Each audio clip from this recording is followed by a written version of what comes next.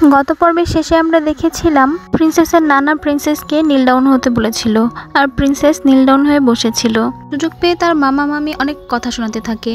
তখন তার নানা ওদেরকে চুপ করায়। তার নানা তখন প্রিন্সেসকে জিজ্ঞাসা করে, প্রিন্সেস তুমি কি ভুলে গিয়েছো তুমি কে?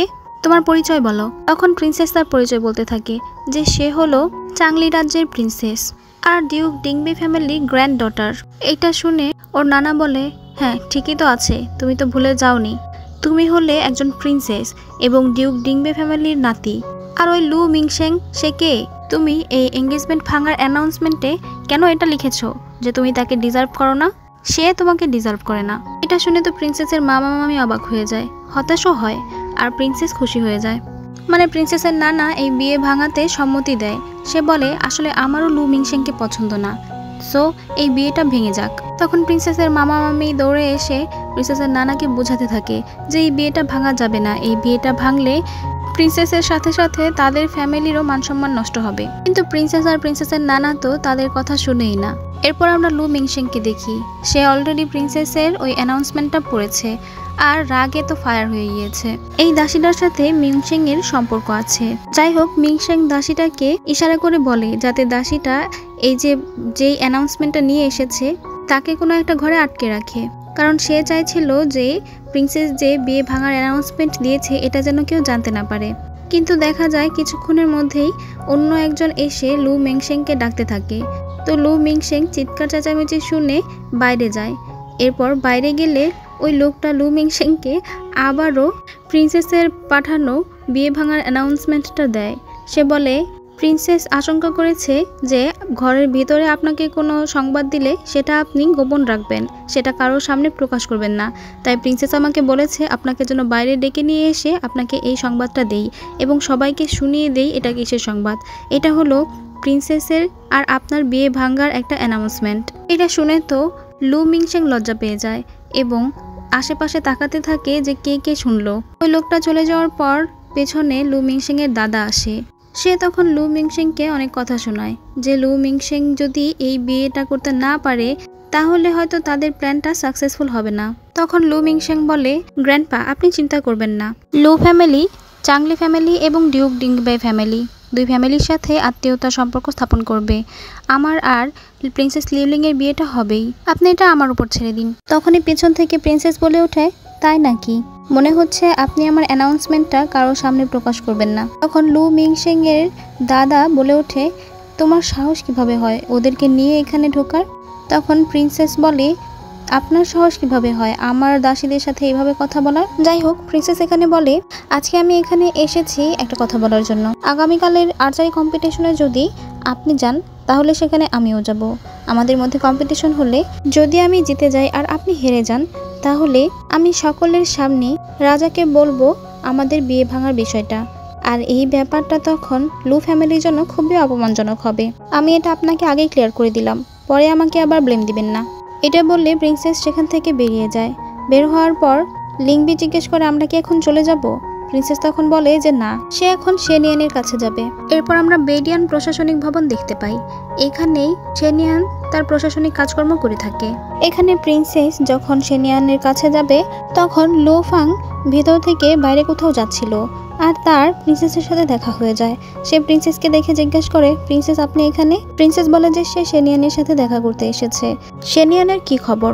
তখন লো ফাং বলে, শেনিয়ান অনেক ব্যস্ত, সে এখানে আসার পর থেকেই তার টেবিলে ডকুমেন্টসের পিলার জমে জমে পুরো একটা পর্বত হয়ে গেছে।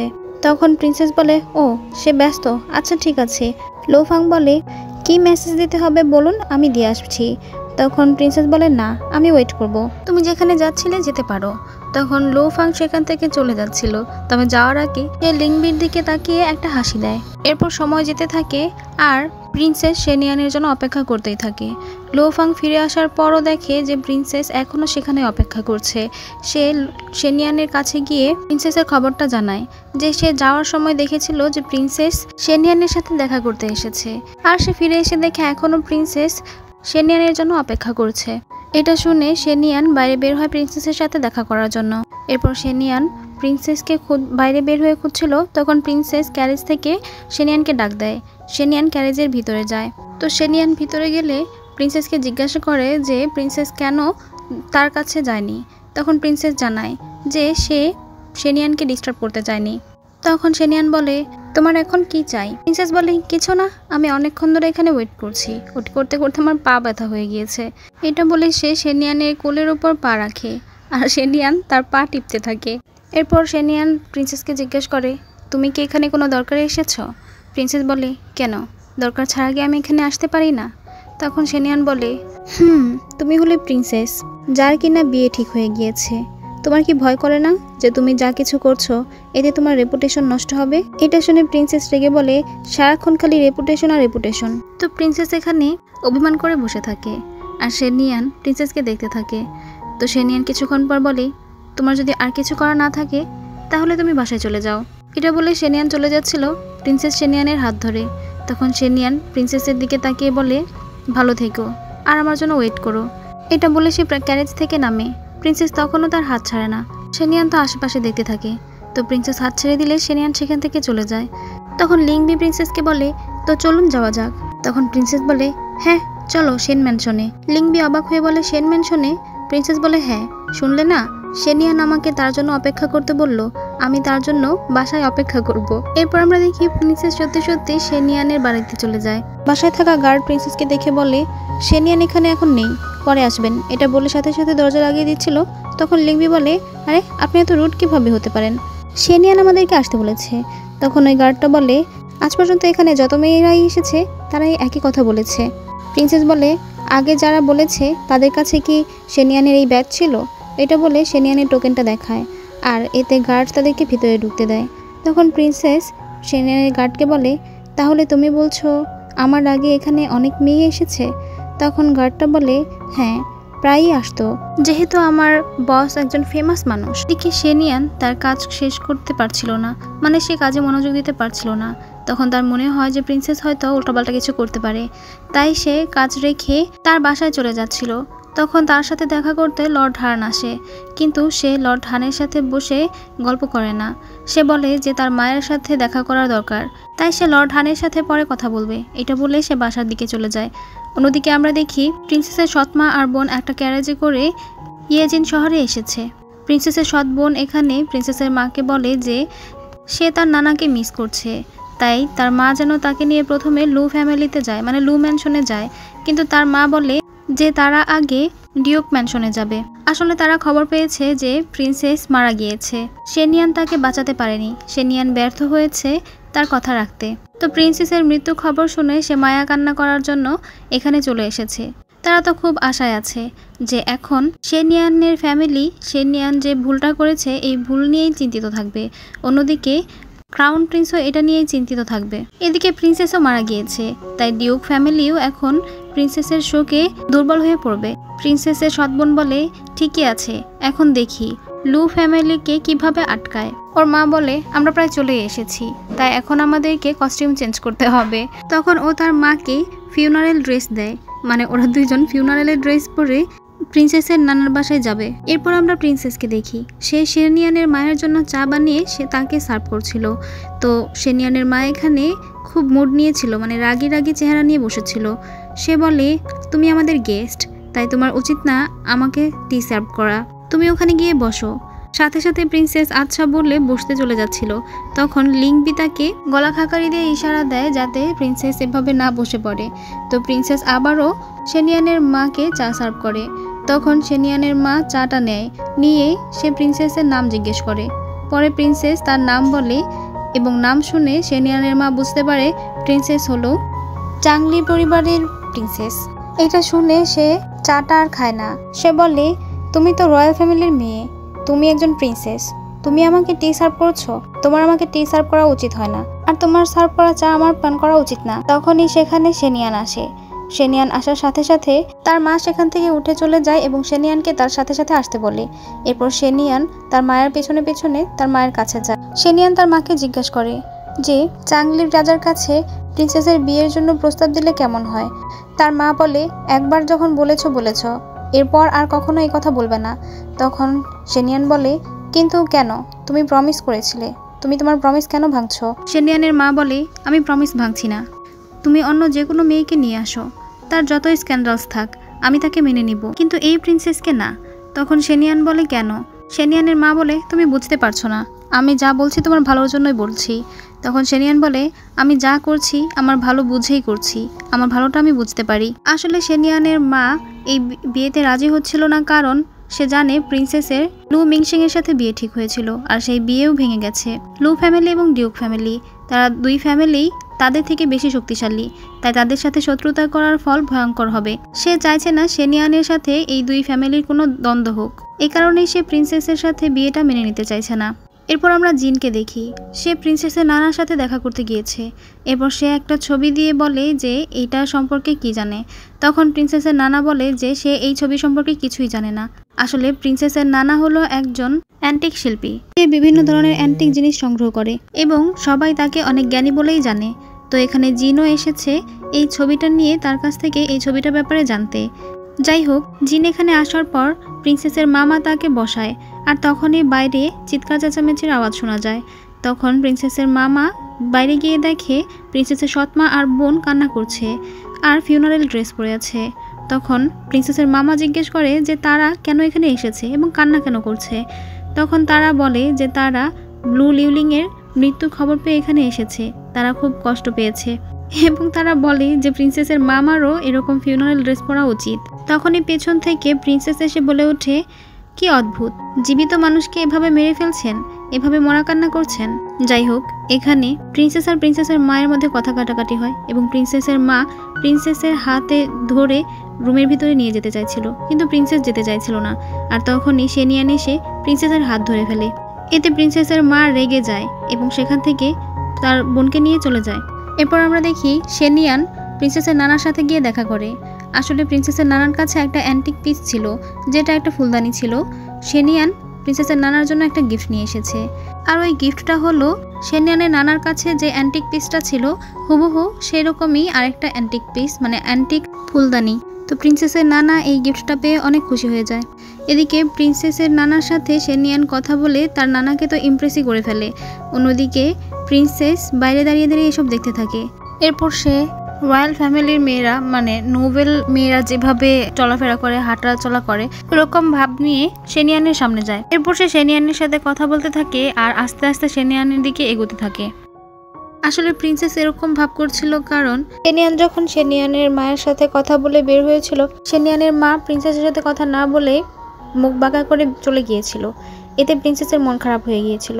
তখন সেনিয়ান আসলে প্রিন্সেস বলে যে সেনিয়ানের মায়ের হয়তো প্রিন্সেসকে পছন্দ হয়নি, এখন হয়তো তাদের দুজনের বিয়ে করাটা খুব কঠিন হয়ে যাবে। তখন সেনিয়ান বলেছিল যে তার মায়ের আসলে ভদ্র মেয়ে পছন্দ, যেরকম নোবেল ফ্যামিলির মেয়েরা হয়ে থাকে। এই কারণেই প্রিন্সেস এখন এরকম ভাব করছে। যাই হোক, প্রিন্সেসের নানা এখানে সেনিয়ানকে একটা পেন্টিং দেখিয়ে এই পেন্টিং সম্পর্কে সেনিয়ানের ধারণা কি সেটা জানতে চেয়েছে। তখন সেনিয়ান প্রিন্সেসের নানাকে এই পেন্টিং সম্পর্কে একটা ভালো ধারণা দেয়, যেটা শুনে প্রিন্সেসের নানা অনেক খুশি হয়ে যায়। তো প্রিন্সেস এখানে সেনিয়ানের একদম কাছে আসে। এরপর সে আসলে সেনিয়ানের দিকে ভর করে দাঁড়িয়েছিল। তখনই সেনিয়ান সেখান থেকে সরে যায় আর প্রিন্সেস পড়ে যায়। সেনিয়ান তখন প্রিন্সেসকে তোলার নামে প্রিন্সেসের কাছে গিয়ে প্রিন্সেসকে বলে যে আজ রাতে সে প্রিন্সেসের কাছে আসবে। এটা শুনে প্রিন্সেস খুশি হয়ে যায়। এরপর সেনিয়ান প্রিন্সেসকে উঠিয়ে সেখান থেকে চলে যায়। সেনিয়ান চলে যাওয়ার পর সেনিয়ানের দিকেই প্রিন্সেস তাকিয়েছিল।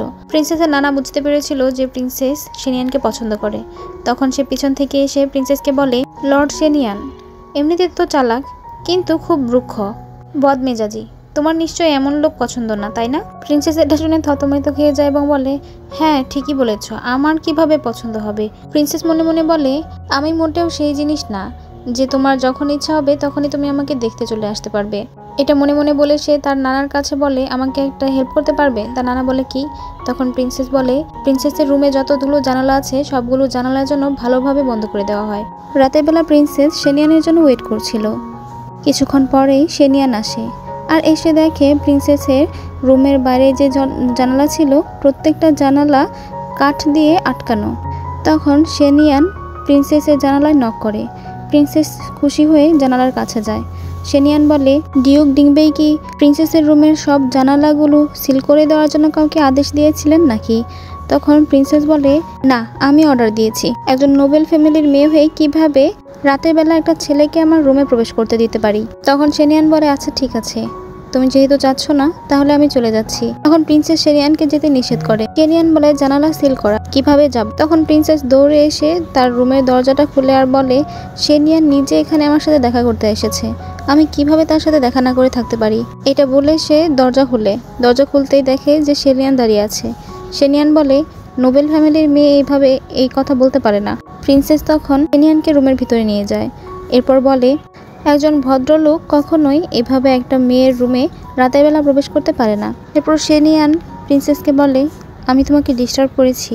প্রিন্সেস বলে, কি বোঝাতে চাইছো? তখন শেরিয়ান বলে, কিছু না, আমি খুব ক্লান্ত, আমি শুধুমাত্র একটু রেস্ট নিতে চাচ্ছি। এরপর সিন শিফট হয় আর আমরা দেখি ওরা দুইজন টিনের চালের উপর বসে বসে খাবার খাচ্ছে। শেরিয়ান প্রিন্সেসকে জিজ্ঞাসা করে, তুমি কি এখনও রেগে আছো? প্রিন্সেস তখন বলে, না, আমি রেগে নেই, তবে চিন্তিত আছি, তোমার মা আমাকে পছন্দ করেনি। শেরিয়ান বলে, আমার মা কি বলেছে না বলেছে সেগুলো নিয়ে মন খারাপ করো না, আর সেগুলো মনেও রেখো না। আমি একটা উপায় খুঁজে বের করব স্মুথলি আমাদের বিয়েটা কমপ্লিট করার। তখন প্রিন্সেস বলে যে হ্যাঁ, আমি তোমার জন্য অপেক্ষা করব। এরপর শেরিয়ান বলে যে এই কয়েকদিন তার একটু ব্যস্ত সময় কাটবে, তাই সে প্রিন্সেসকে টাইম দিতে পারবে না। প্রিন্সেসও তখন রাজি হয়, বলে প্রিন্সেসেরও একটা ইম্পর্টেন্ট কাজ আছে। তখন শেরিয়ান বলে, ইম্পর্টেন্ট কাজ? ও, আগামীকালকের আর্চারি কম্পিটিশন। তখন প্রিন্সেস হ্যাঁ বলে, আর বলে যে তাকে জিততেই হবে। তখন শেরিয়ানও তার মাথায় হাত রেখে বলে যে তুমি অবশ্যই জিতবে। এরপর পরের দিনের আর্চারি কম্পিটিশনের সিন দেখানো হয়। সেখানে ক্রাউন প্রিন্স আসে এবং ক্রাউন প্রিন্স ঘোষণা করে যে এই আর্চারি কম্পিটিশনে যে জিতবে সে ক্রাউন প্রিন্সের ড্রাগন জেড পেন্ডেন্ট জিতে নিবে। এবং ক্রাউন প্রিন্স কথা দিচ্ছে যে তার যে কোনো একটা মনের আশা ক্রাউন প্রিন্স পূরণ করবেন, যদি সেটা ধর্মীয় দৃষ্টিকোণ থেকে অবৈধ না হয় এবং দেশ এবং দেশের মানুষের জন্য ক্ষতিকর না হয়।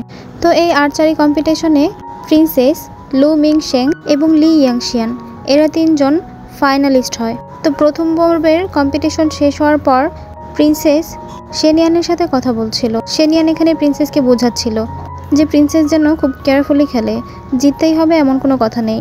তখন প্রিন্সেস বলে যে তাকে জিততেই হবে, কারণ সে এই কম্পিটিশনে জিতলে ক্রাউন প্রিন্সের কাছে দাবি করবে যেন তার আর লু মিংশেংয়ের বিয়েটা ভেঙে দেয়, আর সে ক্রাউন প্রিন্সের কাছে ডিমান্ড করবে যেন ক্রাউন প্রিন্স এবং সকলেই প্রিন্সেস এবং শেরিয়ানের বিয়ের ব্যবস্থা করে। অন্যদিকে লু মিংশেং লিউ ইয়াংশিয়ানকে কিছু একটা বুদ্ধি দেয় যাতে সে প্রিন্সেসকে হারাতে পারে। এরপর কম্পিটিশন শুরু হয়। এখন ওদেরকে দোলনায় দাঁড়িয়ে একটা বলকে লক্ষ্যভেদ করতে হবে। তো দেখা যায় ওরা সবাই দোলনায় দাঁড়িয়ে তাদের লক্ষ্য স্থির করছিল। ওই ঝুলন্ত দোলনা থেকেই ওদেরকে লক্ষ্যভেদ করতে হবে। কিন্তু আমরা দেখি লিউ ইয়ানশিয়াং আগে থেকেই প্রিন্সেসের দোলনার রশিটা ছিঁড়ে রেখেছিল। তো রশিটা ছিঁড়েই যাচ্ছিল, এই অবস্থাতেও প্রিন্সেস এই বলটাতে তীর লাগাতে পারে, কিন্তু লু মিংশেং এবং লিউ ইয়াংশিয়ান ওরা পারে না। এতে প্রিন্সেস জিতে যায়, কিন্তু প্রিন্সেসের দোলনার রশিটা ছিঁড়ে প্রিন্সেস পড়ে যাচ্ছিল। তখন শেরিয়ান প্রিন্সেসকে ধরে ফেলে আর সবাই ওদেরকে দেখতে থাকে। এরপর প্রিন্সেস যায় ক্রাউন প্রিন্সের কাছে।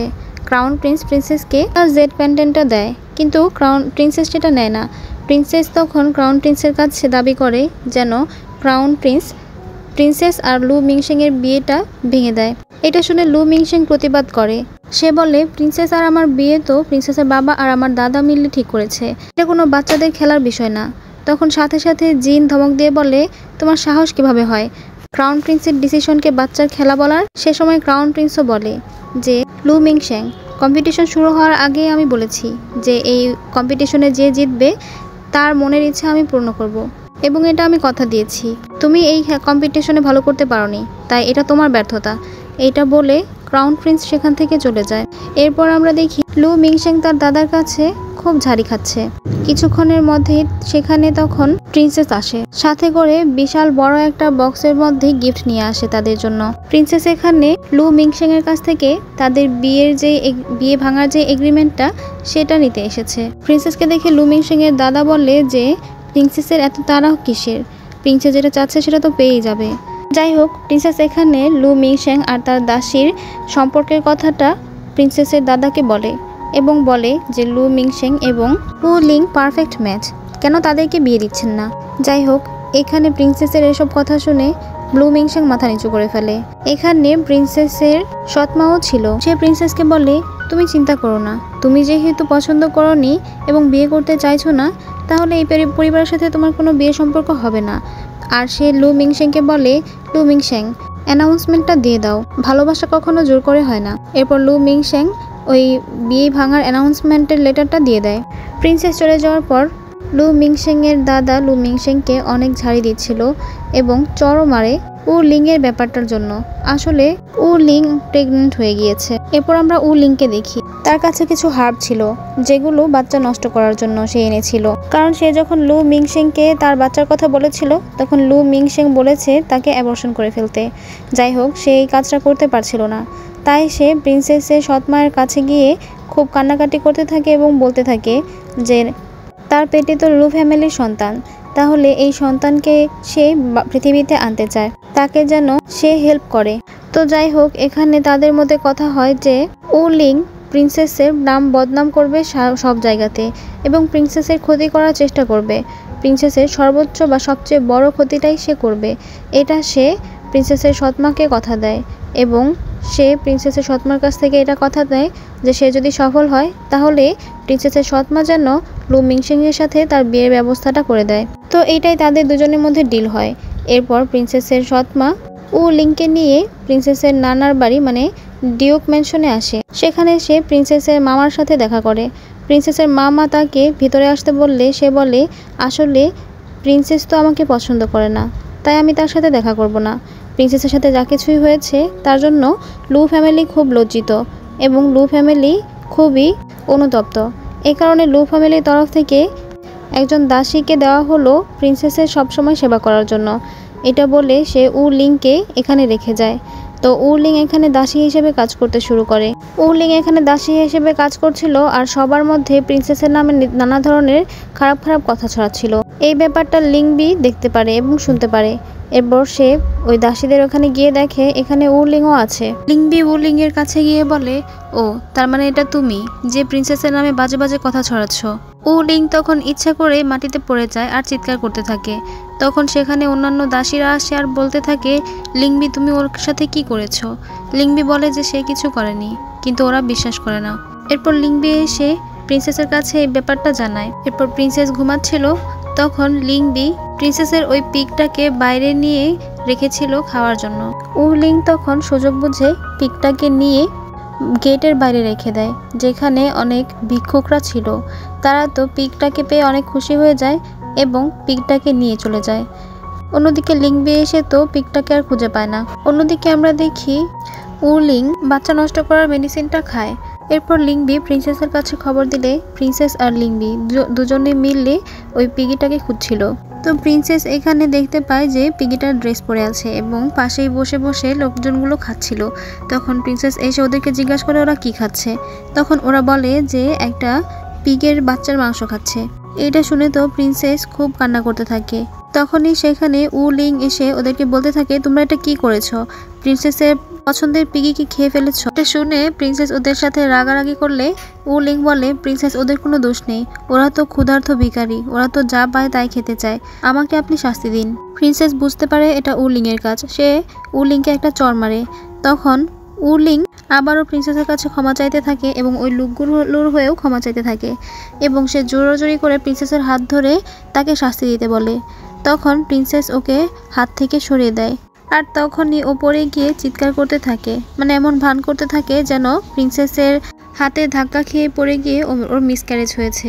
ও বলতে থাকে, প্রিন্সেস আপনি এত রুড কিভাবে হতে পারেন, এত নির্দয় কিভাবে হতে পারেন? আমি দোষ করলে আমি করেছি, আমার বাচ্চা তো দোষ করেনি, আপনি আমার বাচ্চাটাকে কেন নষ্ট করে দিলেন?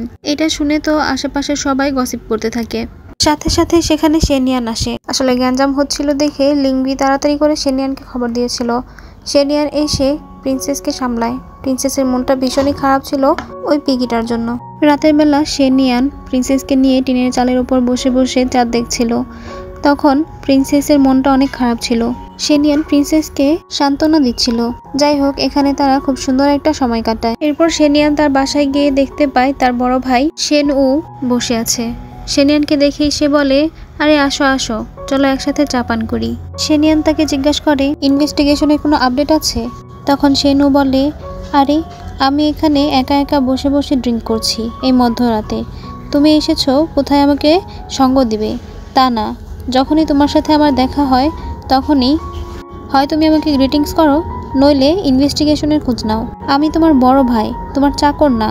অন্য কোনো কথা তো আমাদের মধ্যে হয়ই না। চেনিয়ান তখন বলে আজকে হচ্ছে স্টারি নাইট, তার মানে কালকের দিনটা রৌদ্রোজ্জ্বল থাকবে। তখন শেনু বলে আচ্ছা হয়েছে হয়েছে থাক, আর আমাদের বাড়তি কথা বলার প্রয়োজন নেই। এরপর তাদের মধ্যে প্রিন্সেস লু মিংশেং এবং লু ফ্যামিলি নিয়ে অনেক কথাবার্তা হয়। এরপর আমরা লু মিংশেংকে দেখি, সে ড্রিঙ্ক করছিল, আর ড্রিঙ্ক করে করে সে লিন ওর নাম ধরে অন্য একটা মেয়েকে ধরে নেয়।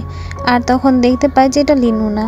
তখন সে দুইটা মেয়েকেই তার রুম থেকে বের করে দেয়, আর লিন ওর জন্য চিৎকার করে কাঁদতে থাকে।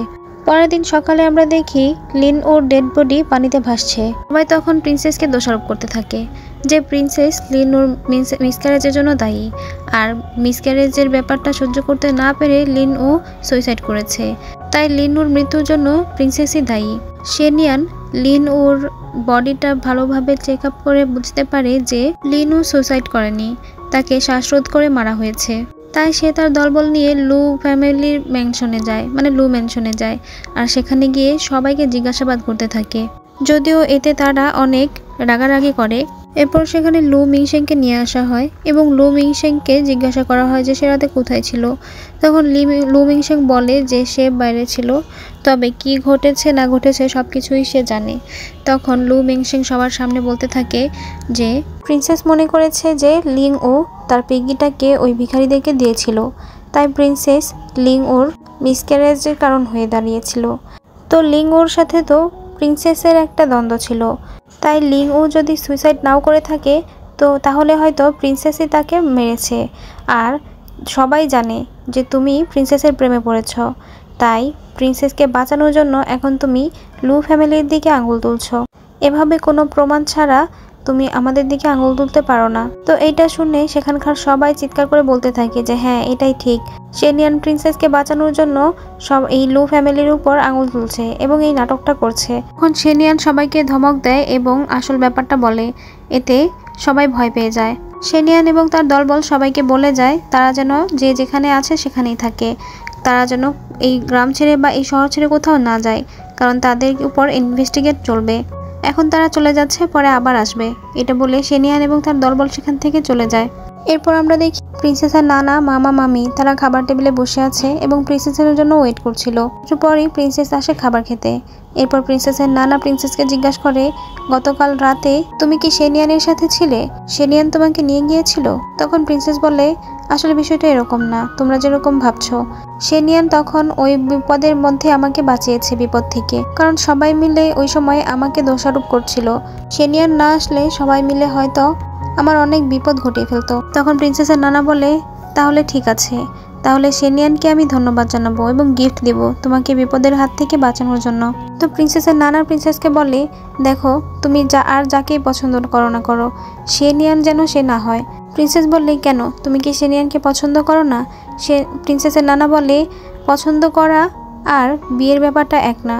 যাই হোক, সে প্রিন্সেসকে শেনিয়ানের কাছে যেতে নিষেধ করে দেয় এবং শেনিয়ানের থেকে দূরে থাকতে বলে। এতে প্রিন্সেসের মন খারাপ হয়ে যায় আর সে খাবার না খেয়ে উঠে চলে যায়। এরপর প্রিন্সেসের নানা প্রিন্সেসের মামার সাথে পরামর্শ করে যে শেনিয়ানের থেকে প্রিন্সেসকে কিভাবে দূরে রাখা যায়। তখন প্রিন্সেসের মামা বলে শেনিয়ান থেকে দূরে রাখার কি প্রয়োজন, শেনিয়ান কে খুব ভালো একজন কমান্ডার, সে দেখতে ভালো, বংশ ভালো, ফ্যামিলি ভালো, আর সে যদি আমাদের প্রিন্সেসকে বিয়ে করে তাহলে ক্ষতি কি? তখন প্রিন্সেসের নানা বলে কেমন মামা তুমি, ভাগ্নির ভবিষ্যৎ নিয়ে কোনো চিন্তাই নেই। শেনিয়ানের সাথে যদি প্রিন্সেসের বিয়ে হয় তাহলে অনেক রিস্কি একটা ব্যাপার হবে, কারণ শেনিয়ানের কাজ কি, সে হচ্ছে একজন কমান্ডার, তার এই কাজটা অনেক রিস্কি, যে কোনো মুহূর্তে শত্রুরা তাকে মেরে ফেলতে পারে, তার চতুর্দিকে শত্রু আর শত্রু। শেনিয়ানের সাথে বিয়ে করা মানে তো হবু বিধবা হওয়ার সমান। যেভাবেই হোক প্রিন্সেসকে শেনিয়ানের থেকে দূরে রাখতে হবে, এদের এই সম্পর্ক মানা যাবে না। এরপর প্রিন্সেসের মামা জিনকে ডেকে নিয়ে এসে প্রিন্সেসের ব্যাপারে বলে, সে বলে তুমি তো প্রিন্সেসের বেস্ট ফ্রেন্ড, তাহলে তুমি কেমন বেস্ট ফ্রেন্ড যে তুমি প্রিন্সেসের ব্যাপারে কিছুই জানো না? প্রিন্সেস আর শেনিয়ানের মধ্যে যে রিলেশন চলছে সেটা তো তুমি জানো। জিন বলে কই, আমি তো কিছু জানি না। তখন প্রিন্সেসের মামা বলে থাক, আমাদের কাছে লুকাতে হবে না, আমরা সবই বুঝি। শোনো, তুমি তো প্রিন্সেসের বেস্ট ফ্রেন্ড, তাহলে ওকে কেন বোঝাচ্ছ না যে শেনিয়ানের সাথে যদি ওর রিলেশন হয় বা শেনিয়ানকে যদি ও বিয়ে করে তাহলে ওর ভবিষ্যৎটা একেবারেই অনিশ্চিত হয়ে যাবে। কারণ যে কোনো মুহূর্তেই শেনিয়ানের মৃত্যু হতে পারে। শত্রুরা তাকে সবসময় মারার জন্য রেডি থাকে। তখন জিন বলে যে সে প্রিন্সেসকে বোঝাবে। এরপর আমরা হনলো টেম্পল দেখতে পাই। জিন প্রিন্সেসকে নিয়ে সেখানে গিয়েছে কারণ সেখানে আজকে শেনিয়ানের মাও আসবে তার 2 সন্তানের জন্য সুখী জীবন, সুখী দাম্পত্য এবং সুন্দরী বউয়ের জন্য প্রার্থনা করতে। প্রার্থনা করার শেষে জিন প্রিন্সেসকে বলে, আসলে সেখানে অনেকগুলো উইশ কার্ড ছিল, জিন প্রিন্সেসকে একটা উইশ কার্ড তুলতে বলে, এগুলো নাকি সত্যি হয়। তখন প্রিন্সেস জিনের কথায় একটা উইশ কার্ড তোলে, কিন্তু দেখা যায় সেখানে আসলে প্রিন্সেসের দুর্ভাগ্যের বিষয়ে লেখা ছিল। এটা দেখে প্রিন্সেসের মনটা খারাপ হয়ে যায়। তখন জিন বলে, এটা পুড়িয়ে ফেলো, পুড়িয়ে ফেললেই সব ঠিক হয়ে যাবে। এখানে যেটা লেখা আছে সেটা সত্যি হবে না। পেছন থেকে সব কিছুই শেনিয়ানের মা দেখছিল। তো শেনিয়ানের মা এখানে এসে যে টের পেয়ে জিন এবং প্রিন্সেস দুজনই শেনিয়ানের মাকে গ্রিট করে। তখন শেনিয়ানের মা প্রিন্সেসকে বলে, এগুলো পুড়িয়ে দিতে হয় না, তুমি তো দেখছি কোনো কিছুরই পরোয়া করো না, আর এত বড় একটা পাপ করে তুমি এই পবিত্র টেম্পলে ঢুকেছো কেন? প্রিন্সেস বলে, আমি কোনো পাপ করিনি, আমি ওর মিসক্যারেজের জন্য দায়ী না। তখন জিন বলে লিউলিং, উনি তোমাকে মিসক্যারেজের বিষয়ে বলছে না, তুমি কি জানো লিং উকে মৃত অবস্থায় পাওয়া গিয়েছে, সে এখন মৃত। প্রিন্সেস এটা শুনে অবাক হয়ে যায়। জিন শেনিয়ানের মাকে বলে, ম্যাডাম, এখানে আসলে প্রিন্সেসের কোনো হাত নেই, তার মিসক্যারেজের জন্য আসলে সে নিজেই দায়ী। আর আমি যতটুকু ইনভেস্টিগেট করেছি এবং শুনেছি তাতে সে আসলে প্রিন্সেসের জন্য সুইসাইড করেনি, আর সে আসলে সুইসাইডই করেনি, তাকে হত্যা করা হয়েছে। এখানে প্রিন্সেসের কোনো হাত নেই। কিন্তু তবুও শেনিয়ানের মা প্রিন্সেসকে বিশ্বাস করে না। এরপর প্রিন্সেস আর জিন কথা বলছিল। প্রিন্সেস জিনের কাছে তার প্রবলেমটা শেয়ার করে যে একদিকে শেনিয়ানের মা তাদের এই সম্পর্কটা মেনে নিচ্ছে না, অন্যদিকে প্রিন্সেসের নানাও এই সম্পর্কটা মেনে নিচ্ছে না। প্রিন্সেসের নানাও প্রিন্সেসকে শেনিয়ানের কাছ থেকে দূরে থাকতে বলছে। তাহলে কিভাবে তাদের এই সম্পর্কটা পূর্ণতা পাবে? তো তারা এখানে কথা বলছিল, তখনই সেখানে শেনিয়ান আসে। আসলে জিন তার অ্যাসিস্ট্যান্টকে দিয়ে এখানে শেনিয়ানকে ডেকে পাঠিয়েছে। শেনিয়ান যে এসেছে এটা প্রিন্সেস দেখেনি, তবে জিন দেখেছে। সে শেনিয়ানকে দেখে প্রিন্সেসকে বলে, আচ্ছা তুমি আমাকে এটা বলো যে তুমি তোমার পুরো মন থেকে শেনিয়ানকে ভালোবাসো এবং তোমরা দুইজন একে অপরকে সারা জীবনের জন্য ভালোবাসবে এবং একসাথে বৃদ্ধ হবে। তুমি কি এইসব ব্যাপারে নিশ্চিত, নাকি তোমার মনের মধ্যে কোনো ডাউট আছে এই ব্যাপারগুলো নিয়ে? তখন প্রিন্সেস বলতে থাকে, আমি সত্যি শেনিয়ানকে আমার পুরো হৃদয় দিয়ে ভালোবাসি, কিন্তু আমি এই ব্যাপারে শিওর না যে আমরা একে অপরকে সারা জীবন ভালোবাসতে পারবো কিনা কিংবা একসাথে বৃদ্ধ হতে পারবো কিনা। যেহেতু তুমি বললে যে আমাদের দুজনকে এক হতে হলে প্রথমে সবার আগে আমার নিজেকে ফেস করতে হবে, মানে আমার নিজের যে সমস্যাটা আছে আমার মায়ের মৃত্যুর ব্যাপারে, এই কারণে আমি ফিউচার নিয়ে চিন্তা করতে ভয় পাচ্ছি। আমি আসলে নিশ্চিত না বা জানি না যে সারা জীবন আসলে আমাদের মধ্যে কি হবে। তো জিন তখন শেনিয়ানের দিকে তাকায় আর প্রিন্সেসও শেনিয়ানের দিকে তাকায় এবং শেনিয়ানকে দেখতে পেয়ে প্রিন্সেস শেনিয়ানের সাথে কথা বলতে যেতে চায়, কিন্তু শেনিয়ান রেগে সেখান থেকে চলে যায়। প্রিন্সেস বুঝতে পারে যে জিন ইচ্ছা করে তাকে এই প্রশ্নটা করেছে। সে জিনকে জিজ্ঞেস করে, তুমি ইচ্ছা করে এমনটা করলে? জিন বলে, তোমার মনে হতে পারে যে আমি চাইছি তোমাদের মধ্যে ব্রেকআপ হয়ে যাক, কিন্তু আসলে বিষয়টা তা না, আমি তোমাদের দুজনেরই ভালো চাইছি। তুমি যদি এখনো এইসব ব্যাপারে নিশ্চিত না হয়ে থাকো তাহলে আমি বলবো তুমি এখনই ব্রেকআপ করে ফেলো। কারণ শেনিয়ান তোমার প্রতি সিরিয়াস হলেও এবং ভালো মানুষ হলেও শেনিয়ানের লু ফ্যামিলি এবং অন্যান্য ফ্যামিলির মতো এত ক্ষমতা নেই যে ওদের কনস্পিরেসির বিরুদ্ধে গিয়ে দাঁড়াবে, আর এটা যদি সে করেও তবুও তার জন্য খুবই বিপজ্জনক হয়ে যাবে। তুমি যদি ব্রেকআপ না করো এবং এরপর যদি তোমার জন্য শেনিয়ান তার নিজের লাইফ রিস্কে ফেলে দেয়, তখন আমার তোমার জন্য চিন্তা হচ্ছে যে তুমি না পরে রিগ্রেট করো এটার জন্য। তাই যা ভাবার এবং ডিসিশন নেওয়ার খুব চিন্তা ভাবনা করেই ডিসিশন নিবে। এরপর রাতের বেলা শেনিয়ান এবং প্রিন্সেস দুজনের মধ্যে কেউই ঘুমাতে পারছিল না প্রিন্সেসের ওই কথাগুলো মনে করে। এরপর প্রিন্সেসের সাথে লিংবির কথা হয়। প্রিন্সেস এখানে লিংবিকে বলে যে যখন কোনো মেয়ে কারোর সত্যিকারের প্রেমে পড়ে তখন আসলে কিভাবে বুঝতে পারে যে সে সত্যিকারের প্রেমে পড়েছে, নিশ্চয়ই এটার কোনো না কোনো সাইন থাকবে। তখন লিংবি বলে যে সে একটা মহিলার সেবা করেছিল, মানে দাসী ছিল, ওই মহিলাটা একজনকে খুব ভালোবাসতো, আর ওই মহিলাটাকে দেখা যেত সে প্রায়ই খুব কান্না করতো। তখন প্রিন্সেস বলে, তুমি ঠিক বলেছ, কান্না করতে হবে। আমি জানি যা কিছু ঘটেছে, এরপর আমি খুব সহজে শেনিয়ানকে দেখতে পাবো না, আমাদের খুব সহজে দেখা হবে না। আর আমাদের দেখা যদি না হয়, তাকে না দেখে যদি আমি তাকে মিস করি এবং তার জন্য কান্না করি, তাহলে বুঝতে পারবো যে আমি সত্যি সত্যি তাকে ভালোবেসে ফেলেছি। এরপর আমরা বেইডিয়ান অ্যাডমিনিস্ট্রেশন দেখতে পাই। সেখানে শেনিয়ান এসে সবাইকে ডেকে বলে যে এখনই ইনভেস্টিগেশনের জন্য লু ম্যানশনে যেতে হবে। যাই হোক, এরপর আমরা দেখি যে শেনিয়ান এবং তার দলবল মিলে লু ম্যানশনে চলে গিয়েছে। এরপর গার্ডরা সবাই লু ম্যানশনের সব রুম এবং সব কিছুই তল্লাশি করছিল। তখন সেখানে লু মিংশেং আসে আর শেনিয়ানকে জিজ্ঞাসা করে যে সে কেন তল্লাশি করছে। শেনিয়ান বলে প্রমাণ খোঁজার জন্য তল্লাশি করা হচ্ছে। লু মিংশেং বলে, আমি আজকে তোমাকে তল্লাশি করতে দেব, কারণ আমি জানি কিছুই খুঁজে পাবে না, আর যখন খুঁজে পাবে না তখন তুমি কি বলবে এটাই আমি দেখতে চাই। তখন শেনিয়ান বলে, আজকে খুঁজে না পেলেও অন্য কোনো সময় তো খুঁজে পাবই, আমিও দেখি তুমি কতদিন বা কত দীর্ঘ সময় ধরে এটা লুকিয়ে রাখতে পারো। এরপর আমরা জিনকে দেখতে পাই। সে এখানে শেন উর জন্য ওয়েট করছিল। সে সেখানে গিয়ে বসতেই উপর থেকে অসংখ্য গোলাপের পাপড়ি পড়তে থাকে, আর আমরা দেখি এই ব্যবস্থাটা শেন উই করেছে। এখানে স্পষ্টই বোঝা যাচ্ছে যে শেন ও জিনকে ভালোবাসে। যাই হোক, জিন তো অনেক খুশি হয়, সে খুব উপভোগ করছিল গোলাপের পাপড়িগুলো যে তার উপর পড়ছিল, আর জিনকে খুশি দেখে শেন উও খুশি হয়। এরপর শেন উ জিনের কাছে আসে। এরপর তারা দুইজন মিলে নান্দিয়ানের লাইব্রেরিতে ঢুকে। আমরা দেখি জিন বই পড়ছে আর শেনও তার দিকে তাকিয়ে আছে। জিন তখন তাদের দুজনের ছোটবেলার কথা মনে পড়ে, যেখানে আমরা দেখতে পাই ওরা দুইজন ছোটবেলা থেকেই ফ্রেন্ড ছিল। জিন এখানে একটা বই পড়ে শেন উকে শোনাতে চায়। সে কিছুটা বই পড়ার পর দেখা যায় শেন উ ওই বইয়ের পুরোটা গল্পই বলে ফেলে, মানে শেন উ ওই বইটা পড়া হয়ে গিয়েছে। তখন জিন বলে যে তুমি আগে থেকেই কিভাবে সব জানতে পেরে যাও, তুমি কিভাবে এত বই পড়ো। যাই হোক, আমরা বুঝতে পারি ছোটবেলা থেকেই আসলে শেন উ জিনকে পছন্দ করত। জিনও শেন উকে মনে মনে পছন্দ করে। শেন উ জিনকে বলে, অনেক রাত হয়ে গেছে, এত রাত পর্যন্ত পড়াশোনা করলে শরীর খারাপ হবে। জিন বলে, আমার অভ্যেস আছে, আমার শরীর খারাপ নিয়ে আপনাকে চিন্তা করতে হবে না। শেন উ বলে, তোমার চিন্তা কে করছে, আমি তো আমার চিন্তা করছি, আমি তো বৃদ্ধ হয়ে যাচ্ছি, তাই না? বেশি রাত জাগলে আবার আমার একটু শরীর খারাপ হয়। অন্যদিকে আমরা শেনিয়ানকে দেখতে পাই। শেনিয়ান রাতের অন্ধকারে লু ম্যানশনে যায়, আর সে তখন লুকিয়ে লুকিয়ে লু মিনশেনের দাদার রুমেটাতে যেতে নেয়, আর পেছন থেকে তখন লু মিনশেন দেখে ফেলে এবং শেনিয়ানকে ডাক দেয়। তো তাদের মধ্যে কথাবার্তা হয়। লু মিনশেন এখানে শেনিয়ানকে আটকায় না, সে শেনিয়ানকে সার্চ করতে দেয়। আসলে লু মিনশেন এতে শিওর যে শেনিয়ান তার দাদার রুম থেকে কোনো কিছুই খুঁজে পাবে না।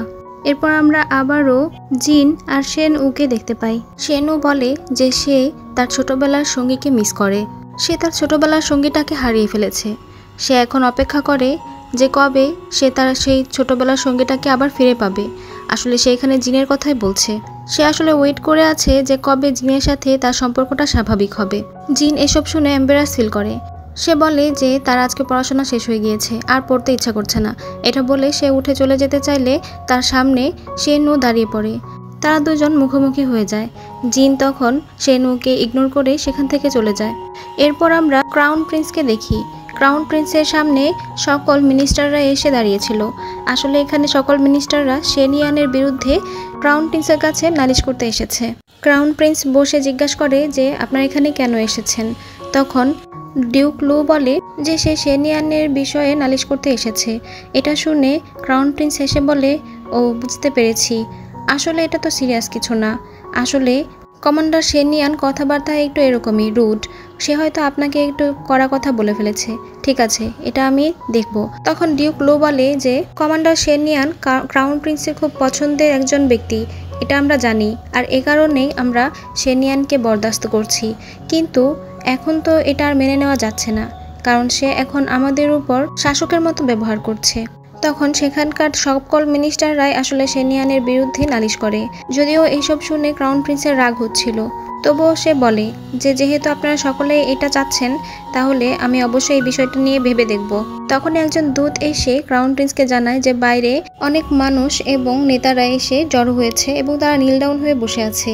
তারা সবাই এখানে শেনিয়ানের বিরুদ্ধে নালিশ জানাতে এসেছে এবং তাদের দাবি হলো শেনিয়ানকে শাস্তি দেওয়া।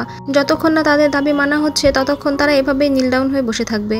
এসব শুনে তো ক্রাউন প্রিন্স আরও রেগে যায়। ক্রাউন প্রিন্স বুঝতে পারে এই সব কিছুই আসলে ডিউক লুর প্ল্যান মতো হচ্ছে।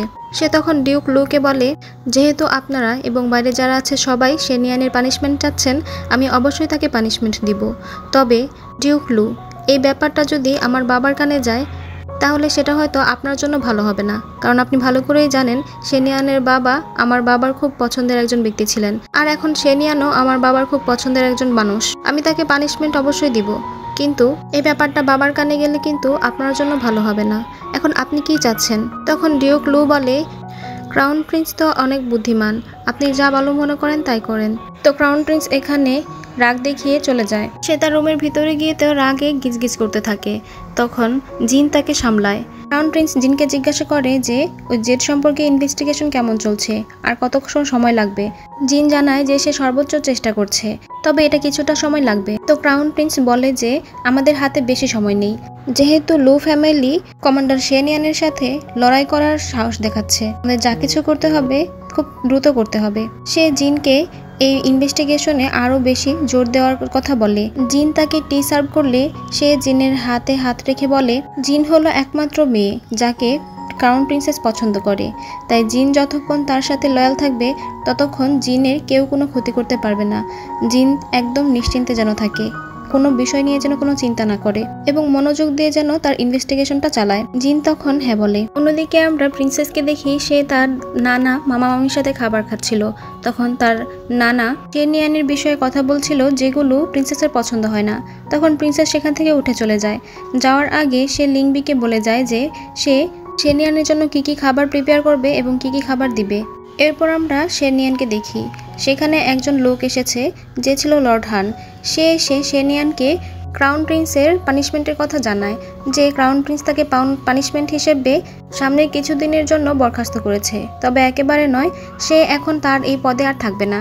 এখন থেকে তার পদে থাকবে হানফু, আর সে হানফুর হয়ে কাজ করবে। এটা শুনে তো হানফু অবাক হয়ে যায়। অন্যদিকে আমরা শেন উকে দেখতে পাই। সে জিনের জন্য লাইব্রেরির ভিতরে চা বানিয়ে রেখেছে এবং সুন্দর করে সাজিয়ে রেখেছে। কিছুক্ষণ পরেই সেখানে জিন আসে, তবে একা না, জিনের সাথে প্রিন্সেসও এসেছে।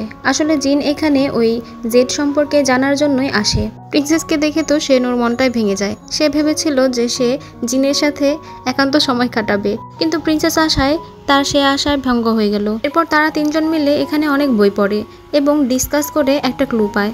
সেটা হলো তারা যে লু লিয়ানশেনের ব্যাপারে খোঁজ নিচ্ছিল সে আসলে আর কেউ না, শেনিয়ানের ঘাটিতে মারা যাওয়া ওই আসামিটা যার নাম ছিল ইউনি। আসলে ইউনি হচ্ছে লু লিয়ানশিয়ান। লু লিয়ানশিয়ানের মৃত্যুর খবরটা মিথ্যা ছিল। লু লিয়ানশিয়ান তার মৃত্যুর খবর ছড়িয়ে তারপর ইউনি সেজে তাদের শহরে প্রবেশ করে এবং তারপর থেকে সে ইউনি হয়েই থাকে। এরপর সে ওই সিলভার ডাকাতিতে অংশ নেয়।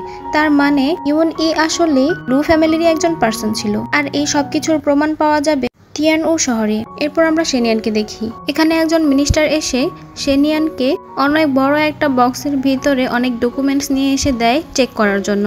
পানিশমেন্ট হিসেবে এটা ক্রাউন প্রিন্স তাকে পাঠিয়েছে। তো ওই লোকটা চলে যাওয়ার পর লো ফান শেনিয়ানকে জিজ্ঞাসা করে যে এতগুলো ডকুমেন্টস তারা কিভাবে চেক করে শেষ করবে, কোন দিক থেকে শুরু করবে। তখন শেনিয়ান লো ফাংকে বলে, কমান্ডার এই সব কিছু আমি চেক করব, এসব কিছু আমার কারণে হয়েছে। লো ফাং বলে, স্যার আমার সাথে মজা করবেন না। তো যাই হোক, কিছুক্ষণ পর লো ফাং শেনিয়ানের জন্য প্রিন্সেসের পাঠানো সকল খাবার শেনিয়ানকে সার্ভ করে। যদিও শেনিয়ান এখানে বসতে চায়নি, কিন্তু ওরা জোর করে শেনিয়ানকে এখানে বসায় এবং সকল ধরনের খাবারের কথা বলে। প্রথমে শেনিয়ান খেতে চায়নি, কিন্তু পরে শেনিয়ান একটা টি পান করে। আর সে তখন লোফানকে জিজ্ঞেস করে যে আজকে প্রিন্সেস কি নিয়ে ব্যস্ত। এরপর আমরা ওদের তিনজনকে দেখতে পাই। ওরা এই রাতের বেলা একটা জঙ্গলের ভিতরে এসেছে। এখানে জঙ্গলের ভিতর বলতে লু ফ্যামিলির যে কবরস্থান ছিল এখানে এসেছে। তারা এখানে লু লিয়ানশিয়ানের কবরটা দেখতে এসেছে।